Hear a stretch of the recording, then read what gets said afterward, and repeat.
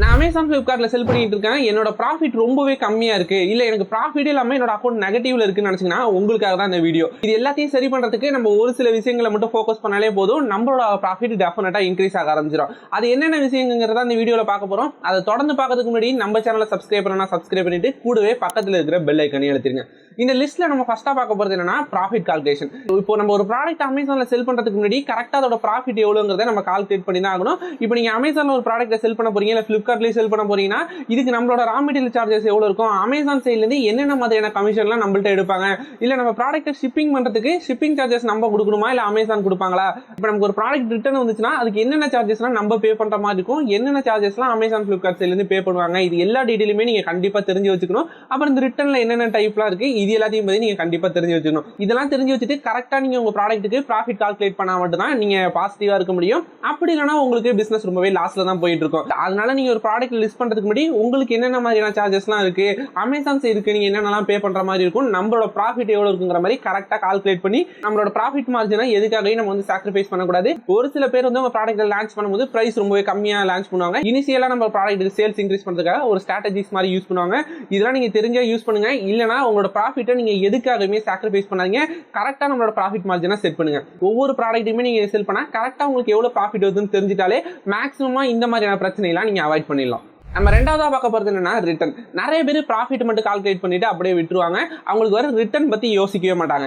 நம்ம ஒரு ப்ராடக்ட் அமேசான்ல செல் பண்றோம்னா நமக்கு செல் ஆகிற எல்லா ப்ராடக்ட்டுமே கஸ்டமர் வச்சுப்பாங்க. 100% நம்மளோட ப்ராடக்ட் வந்து கஸ்டமர்ட்டே இருக்குன்னு கிடையாது.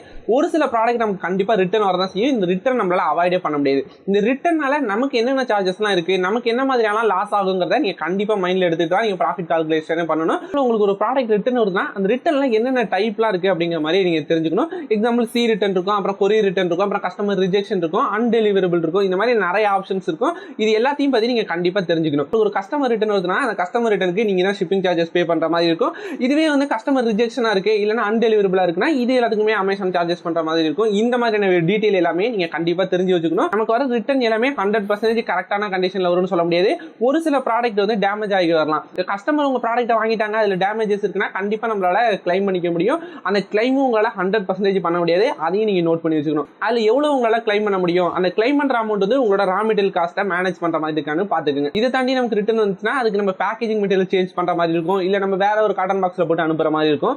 இது எல்லாத்துக்குமே நம்ம கண்டிப்பா மிஸ்லினியஸ் காஸ்ட்லோ இல்லனா பேக்கேஜிங் காஸ்ட்லோ போட்டு நீங்க ஒரு பர்சன்டேஜ் ஆட் பண்ணி ஆகணும். நான் எப்படி இதை கால்குலேட் பண்ணுவேன்னா எனக்கு ஒரு 10 ஆர்டர் வந்துச்சுன்னா அதுக்கு நான் 200 rupees வந்து இந்த சார்ஜஸ் எல்லாமே ஆட் பண்ணிப்பேன். இதுலயே என்னோட ப்ராடக்ட் ரிட்டர்ன் வரதா இருக்கட்டும், அதுக்கு பேக்கேஜிங் காஸ்டா இருக்கும், இது எல்லாமே இதுக்குள்ள இன்க்ளூட் ஆயிடும்.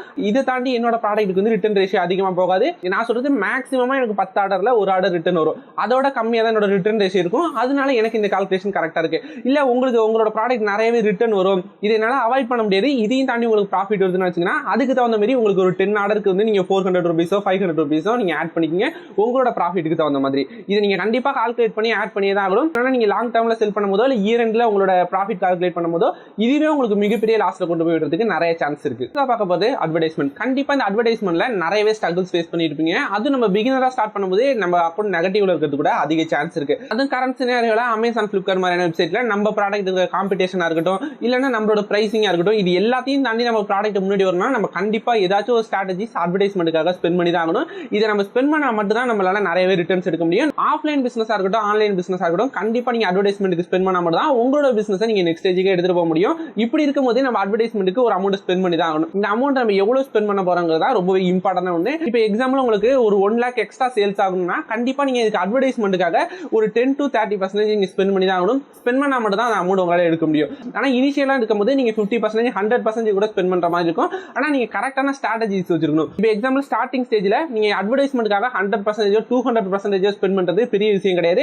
நீங்க கரெக்டான கோல் செட் பண்ணிருக்கணும். இப்போ நீங்க ஒரு தப்பான ப்ராடக்ட்டை சூஸ் பண்ணி அதுக்கு அட்வர்டைஸ்மெண்ட்டுக்கு நிறையவே ஸ்பெண்ட் பண்ணிட்டு இருக்கீங்கன்னு வச்சுக்கலாம். நீங்க போட்ட ஸ்ட்ராட்டஜிஸ்லாம் ஒர்க் அவுட் ஆகி உங்களுக்கு ஆர்டர்ஸ்மே நிறைய வந்துட்டு இருக்குன்னு வச்சுக்கலாம். இப்போ நீங்க சூஸ் பண்ண ப்ராடக்ட் சரியில்லாத ஒரே ரீசன்னால அந்த ஆர்டர்ஸ் எல்லாமே ரிட்டர்ன் வரும். இந்த ரிட்டர்ன் வரதுனால உங்களோட அட்வர்டைஸ்மெண்ட்டுக்கு போட்ட காசையுமே எடுக்க முடியாது. அதே நேரத்தில் ரிட்டர்ன் வரப்ப அமேசான்ல இருந்து ஒரு சில சார்ஜஸ் இருக்கு. இந்த சார்ஜஸ் எல்லாம் சேர்ந்து நம்மளோட லாசஸ் ரொம்பவே அதிகமாயிடும். அதனால நீங்க அட்வர்டைஸ்மெண்ட்டுக்கு நிறைய ஸ்பெண்ட் பண்றதை நினைச்சு பயப்படாதீங்க. நம்ம எந்த ப்ராடக்ட் சூஸ் பண்றோம், என்ன மாதிரியான ஸ்ட்ராட்டஜி வச்சிருக்கோம்னு கண்டிப்பா நீங்க யோசிக்கணும். இப்போ எக்ஸாம்பிள் ஒரு நல்ல குவாலிட்டியான ப்ராடக்ட் வச்சிருக்கீங்க, ப்ராடக்ட் நான் கஸ்டமர்கிட்ட சேர்த்தாலே போதும் ஆட்டோமேட்டிக்கா அவங்க சாட்டிஸ்ஃபைட் ஆகி எனக்கு நல்ல பாசிட்டிவான ரெஸ்பான்ஸ் கொடுப்பாங்கன்னு நினைச்சீங்கன்னா கண்டிப்பா உங்க ப்ராடக்ட் மேல உங்களுக்கு கான்ஃபிடன்ஸ் இருந்துச்சுன்னா அதுக்கு நீங்க அட்வர்டைஸ்மெண்ட்டுக்கு நிறையவே ஸ்பெண்ட் பண்ணலாம். இதனால கண்டிப்பா உங்களால ரிட்டர்ன்ஸ் எடுத்துட்டு வர முடியும். முடியும். அப்புறம் இன்னொரு விஷயம் என்னன்னா, அட்வர்டைஸ்மெண்ட் வந்து நம்ம ஆர்டரை கன்வெர்ட் ஆகிறதுக்கு மட்டும் யூஸ் பண்ணாம நம்ம SEO ஃபேக்டர் கூட கொஞ்சம் யூஸ் பண்ண முடியும். இப்போ வந்து ரொம்பவே ஹை சர்ச் வால்யூம் இருக்கிற கீவேர்டு, ரொம்பவே இம்பார்ட்டன்டான ஒரு கீவேர்டு இருக்குன்னு வச்சுக்கலாம். அந்த கீவேர்டை நீங்க அமேசான்ல சர்ச் பண்ணீங்கன்னா உங்களோட ப்ராடக்ட் வரவே இல்லை. இது ஆர்கானிக்கா உங்க ப்ராடக்ட் ரேங்க் ஆகிறது கூட நம்ம அட்வர்டைஸ்மெண்ட் மூலியமா பண்ண முடியும். ஜஸ்ட் அந்த கீவேர்டை மட்டும் டார்கெட் பண்ணி நீங்க ஒரு அட்வர்டைஸ்மெண்ட் ரன் பண்றீங்க, எக்ஸாக்ட் மேட்ச்ல ரன் பண்றீங்கன்னா நிறைய பேர் அந்த கீவேர்டை சர்ச் பண்றவங்க எல்லாருக்குமே உங்க ப்ராடக்ட்டை காட்டும். அந்த கீவேர்டை சர்ச் பண்றவங்க எல்லாருமே உங்க ப்ராடக்ட்டை கிளிக் பண்றாங்கன்னா இதுக்கு ரிலேட்டடா தான் நினைச்சிட்டு அமேசானே ஆட்டோமேட்டிக்கா ஆர்கானிக்கா அந்த கீவேர்டுக்கு உங்களோட ப்ராடக்ட்டை பிளேஸ் பண்றதுக்கு நிறைய சான்ஸ் இருக்கு. இந்த மாதிரி சில ஸ்ட்ராட்டஜிஸ் கூட யூஸ் பண்ணலாம். நீங்க அட்வர்டைஸ்மெண்ட்டுக்கு எந்த ஸ்ட்ராட்டஜி யூஸ் பண்ணாலும் சரி, அமேசான் இல்லாம நீங்க கூகுள் ஆட்ஸ் ரன் பண்ணாலும் இல்ல நீங்க ஒரு இன்ஃப்ளூயன்சரை போய் கான்டாக்ட் பண்ணாலுமே ப்ராப்பரா ஒரு பட்ஜெட் அலோகேட் பண்ணீங்க. இப்போ இந்த மந்த்துக்கு டோட்டலாவே 10,000 தான் என்னோட பட்ஜெட், இதுவரை தான் நான் அட்வர்டைஸ்மெண்ட்க்கு ஸ்பெண்ட் பண்ணுவேன், இதுக்கு மேல நான் ஸ்பெண்ட் பண்ணனா எனக்கு லாஸ் ஆகும் அப்படிங்கிற மாதிரி நீங்க கரெக்டா செட் பண்ணி வச்சுட்டு அதுக்குள்ள மட்டும் நீங்க அட்வர்டைஸ்மெண்ட் ரன் பண்ணீங்கன்னா அக்கௌண்ட் நெகட்டிவ்ல இருக்கிறதோ இல்லனா நீங்க லாசஸ் ஃபேஸ் பண்ற மாதிரி எந்த ப்ராப்ளமுமே இருக்காது. நீங்க ப்ராப்பரா பிளான் பண்ணி இந்த விஷயங்கள் எல்லாமே பண்ணீங்கன்னா கண்டிப்பா நீங்க அமேசான் அட்வர்டைஸ்மெண்ட்ல இருந்து எந்த வித லாஸுமே ஃபேஸ் பண்ண மாட்டீங்க.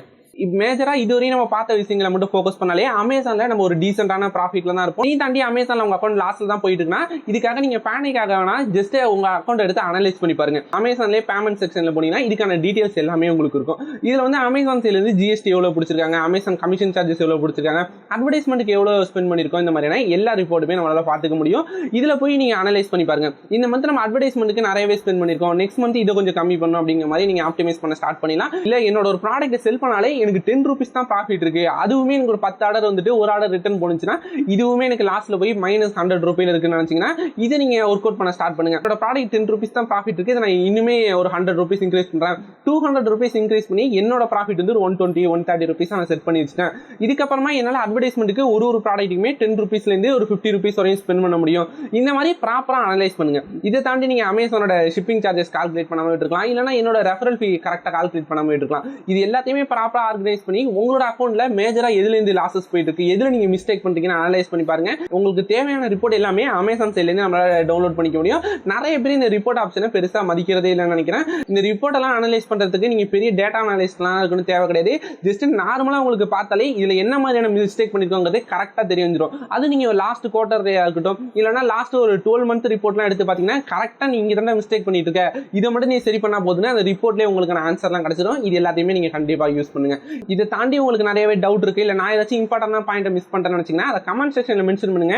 கண்டிப்பா அதை நான் அட்ரஸ் பண்ண ட்ரை பண்றேன். அப்புறம் முக்கியமா உங்கள்ட்ட இருந்து எனக்கு இன்னொரு ஒரு ஃபீட்பேக் தேவைப்படுது. நம்ம சேனல்ல அமேசான் ஃபிளிப்கார்ட் மட்டும் இல்லாம கூகுள் ஆட்ஸா இருக்கட்டும் இல்ல மெட்டா அட்வர்டைஸ்மெண்டா இருக்கட்டும் நம்மளோட ஓன் இ-காமர்ஸ் வெப்சைட் லான்ச் பண்றதா இருக்கட்டும் இந்த மாதிரியான டாபிக்லாம் நீங்க இன்ட்ரெஸ்டா இருந்தீங்கன்னா கமெண்ட் செக்ஷன்ல தம்ஸ் அப் பண்ணுங்க. ஏன்னா அது ரிலேட்டடான நிறைய கண்டென்ட் நான் மேக் பண்ண ட்ரை பண்ணுவேன்.